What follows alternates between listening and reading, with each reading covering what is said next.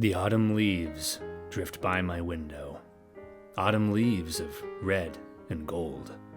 I see your lists, the summer content. Here, these fall-time vids that I now hold. Here, let me show you. Today is November 25th, 2022, the day after Thanksgiving, and I hope it was a good one for you and yours. To start this My Favorite Things from the Autumn off right, I want to start with some creators I am thankful for. Innes makes some of my favorite music on YouTube, specifically a line of 80s synth covers of pro wrestling themes, and oh my god, there's so many, and they're all great. Like Roman Reigns has one of the best themes going in wrestling right now, but the Innes cover...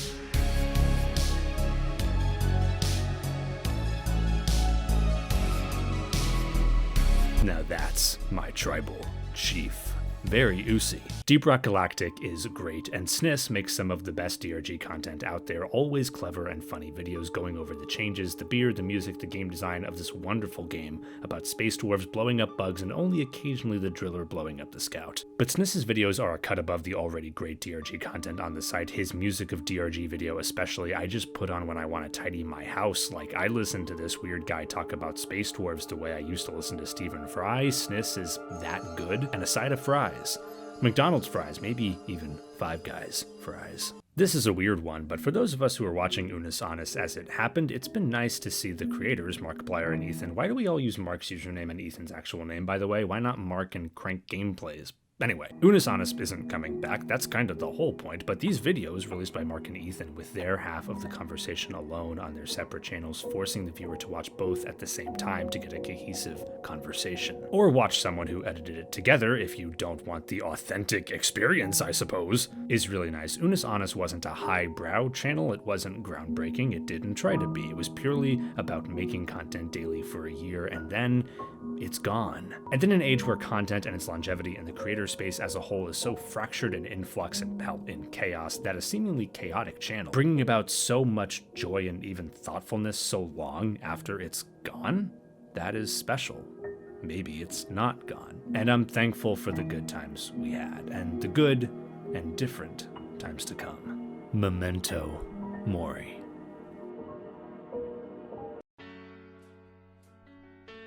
Let's start controversial. I like Dave Chappelle's stand-up. He's a really good comedian. The artistry with which he says upsetting things, the confident asides of his own stature, the willingness to discuss imperfectly molded ideas publicly. I also really like James Acaster's takedown of so-called edgy comedians who target trans people for no justifiable reason. He cuts through to a real truth. Just because we're in a time where we're still figuring out how to handle public accountability without going overboard does not mean transphobia or standing up to a community that is itself downtrodden is a good idea comedically or ethically. No matter your stance on Chappelle, though, it's hard to argue against the artistry with which he both pointed out in his third SNL monologue that Kanye West and Kyrie Irving are deeply, fundamentally wrong when it comes to their anti-Semitic comments, and also made jokes about it. He wove through what feels like the biggest of modern events, from the war in Ukraine to the midterms to the rise in anti-Semitism, and at times, I think he was wrong. I also think, taken as a whole, it was a really damn good piece of television. And it feels weird and out of place because it kind of is right now. Entertainers just don't talk like they used to, and that's a good thing and a bad thing. But Jon Stewart, who I'm going to stop discussing at some point in these videos, had a point about all of this. Quote,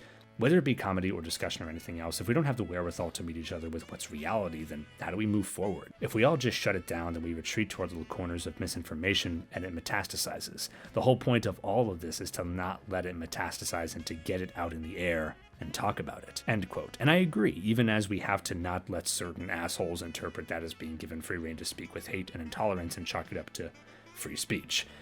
Looks at Twitter. But all that said, I'm glad this is being talked about openly. It kind of has to be if we're going to get anywhere. And this is the most interesting SNL has been in a while. And just for a complete tonal shift, because I'm still working through season 2 of Gravity Falls, the only other show I've deep dived into is... I like this show and I hate this show. Context. Being Puppycat is absurdly uniquely itself. It's weird, it's kind of infuriating from a writing perspective, but that is kind of the point, and it's the only downside I can suggest to recommending this show. Let go of what you think dialogue and people should sound like, and this is a great weird little gem with some of my favorite animations seen this year. I know it's a step down from the previous versions of this show to some people, but this feels so much more consistent, like a neon warm blanket on a cozy fall day. match. I saw accusations. These are not accusations. This is false accusations. Okay, so professional wrestling. I'm not going to talk about the All Out Media Scrum. I am reserving judgment until all the facts come out. All I will say is that the Elite coming back to Wayward Son was dope. That's it. No further comments. That bite sign was pretty funny, though. If you know, you know. Ladies and gentlemen, this is your Jared State of the Business pro wrestling address in about 60 seconds. Professional wrestling has grown a lot since its early years in 1830, when Abraham Lincoln was wrestling and said, "I'm the big buck of this lick. If any of you want to try it, come and wet your horns." That's a real quote. Okay, we don't have time. Let's skip to 2022. WWE is in a time of change. With Vince out, Triple H in charge, we are slowly seeing positive changes, albeit hindered by the long-lasting decisions of the last regime. Looks at the Saudi shows, but given the circumstances, they are steadily growing for the better. And in AEW, save us, MJF. You're our only hope. And elsewhere, the wrestling is simply great. Kairi versus Mayu for the inaugural IWGP Women's title is my sleeper candidate for match of the year, but we're out of time, so...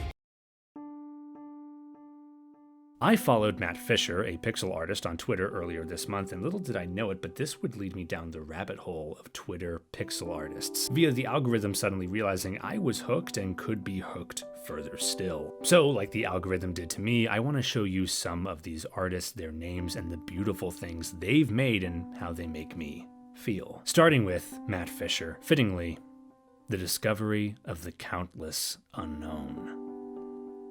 Javier Guerrero, delightful. Horror. Nop Pixels, A Rest for the Weary in the Past. Trust Pixels, Don't Fear the Reaper. Speaking of the Reaper, The Death of the Modern. Anis Abdin, The Frontier Yet to Be Found. Ryan H., A Walk That We've All Been On. And finally, Transient Code, a gentle reminder of the games we all used to play. I get Baldur's Gate 1 Cloakwood Forest vibes, personally. Okay, we're talking about one song as it plays in the background, and when this is done, listen to it, but in the words of the great Windette, context.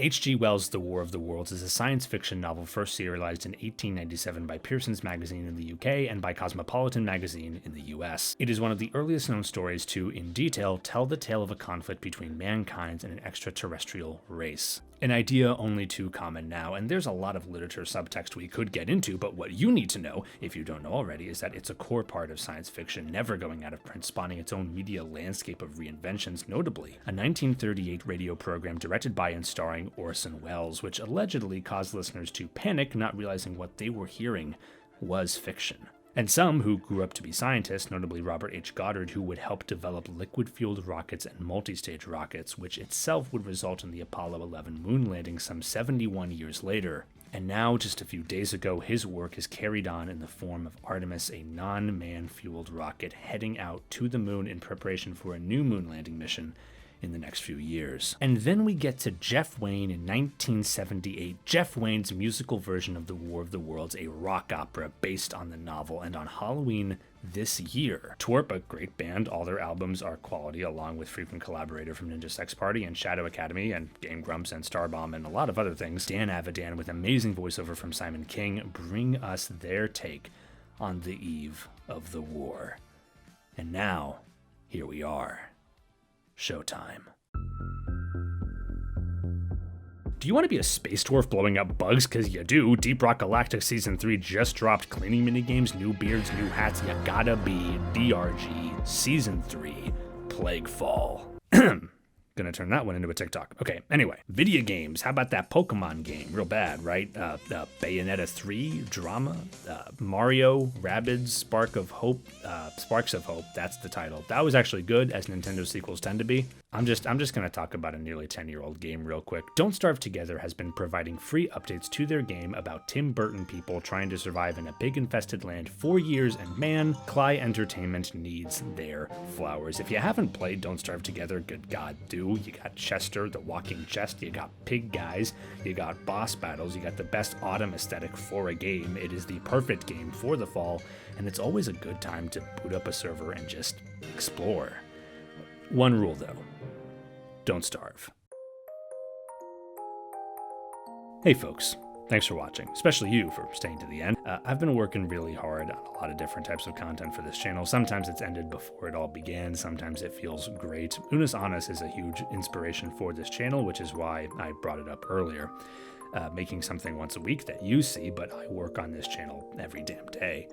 It's only recently I felt like I've stopped wasting time in that creative process. It's only recently that I feel like I know I can make anything. I don't know. I feel like free is too grand a word, but I feel free. Have a good holiday.